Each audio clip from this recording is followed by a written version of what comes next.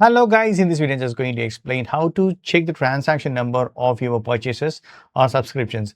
For example, if you are contacting customer support, right, sometimes you might be in need of transaction number. So then only they will be able to cancel or resolve your issue. I mean, cancel the subscriptions or refund. So it's possible only based on the transaction number. So that, I mean, we have to give that proof.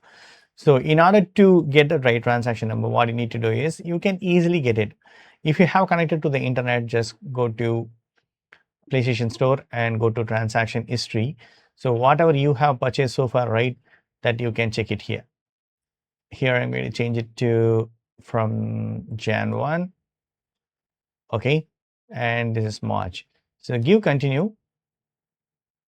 That's it, friends. Now, whatever right we have purchased, that we can see it here.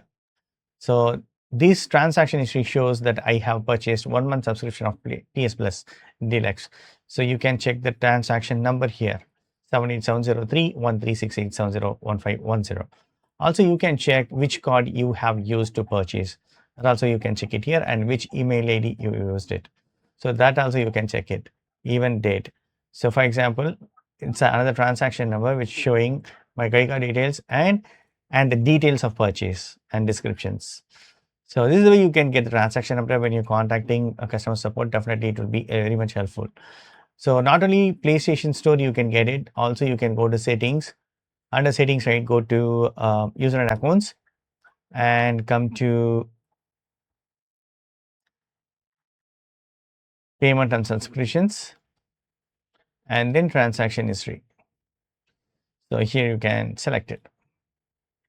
Hope this video will be very much helpful. Thank you so much for watching. Please put a comments and feedbacks in media forms. Thank you. Bye. Take care, friends.